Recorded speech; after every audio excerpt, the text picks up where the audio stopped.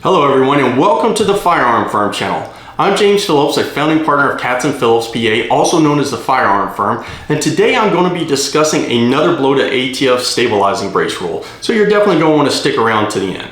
But before we dive into today's topic, be sure to show your support for the Second Amendment by hitting the like button. Also, if you like staying up to date on all things affecting your right to bear arms, be sure to hit that subscribe icon located down in the bottom right hand corner of this video so you can subscribe to the Firearm Firm channel. Also, don't forget to hit that notification so you find out when we publish something new. So today we're going to be discussing the recent ruling coming out of the United States Court of Appeals for the Fifth Circuit in the Mock v. Garland case. This is the case seeking to declare ATF's final rule on stabilizing braces unconstitutional. Now, for those of you who have been living under a rock, in January of this year, ATF published Final Rule 2021 R-08F, which in essence made any AR or AK style pistol with an attached stabilizing brace a short barrel rifle. The same day ATF published the rule in the Federal Register, Firearms Policy Coalition, along with other named plaintiffs, filed a federal lawsuit in the Northwestern District of Texas against ATF, and they also filed a motion for a preliminary injunction to prevent the final rule from going into effect.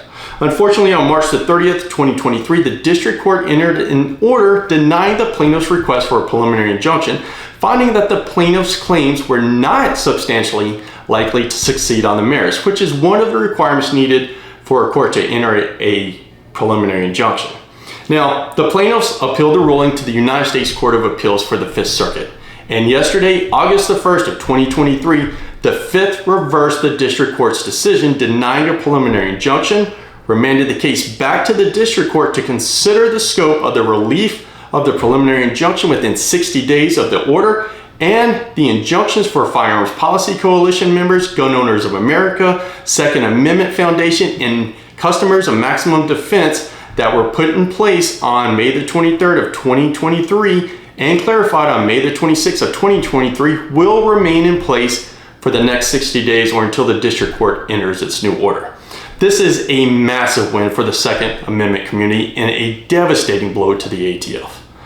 So let's take a couple of minutes and hit some of the high points of the 58-page order issued in this case by the Fifth Circuit Court of Appeals. As always, I'll put a link to the entire order down in the description section for those of you who enjoy reading legal literature. First off, I love how right off the bat, the Fifth Circuit calls out ATF's wishy-washy position when it comes to stabilizing braces. The court wrote, in 2012, a federal licensee, FFL, submitted a stabilizing brace for review to the Bureau of Alcohol, Tobacco, Firearms, and Explosives, ATF, and asked whether that stabilizing brace, when attached to a pistol, transformed the pistol into a rifle and thus an SBR.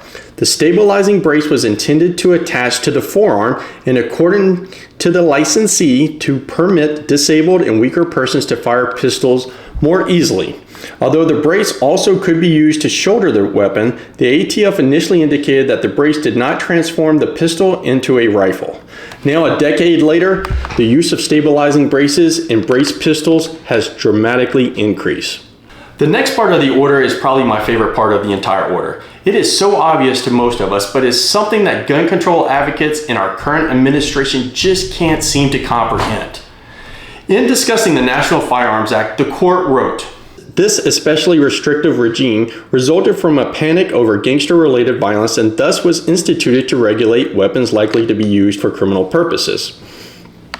Attorney General Homer Cummings testified, a sawed-off shotgun is one of the most dangerous and deadly weapons. A machine gun, of course, ought never be in the hands of any private individual.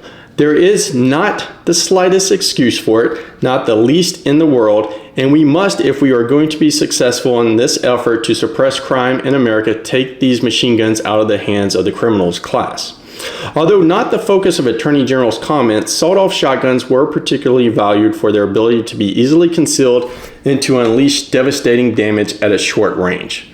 No one was under any misconception that gangsters would obey the strictures of the NFA. Indeed, Attorney General Cummings expounded, I do not expect criminals to comply with this law. I do not expect the underworld to be going around giving their fingerprints and getting permits to carry these weapons. But I want to be in a position to convict them because they have not complied. Gun control law does not stop criminals, period. Why? Because criminals don't follow the law in the first place. The only people that are affected by gun control are the law-abiding citizens who do follow the law. Now, there's a lot of other good stuff in the court's 58-page order, and I think everyone should take the time to read the order in its entirety, but for time's sake today, I'm going to jump to the most important thing. In order for a court to grant a preliminary injunction, the party seeking it must demonstrate 4 things. 1, a substantial likelihood of success on the merits. Number 2, a substantial threat of irreparable harm. Number 3, the balance of the hardship weighs in the movement's favor. And number 4, the issuance of a preliminary injunction will not disserve the public's interest.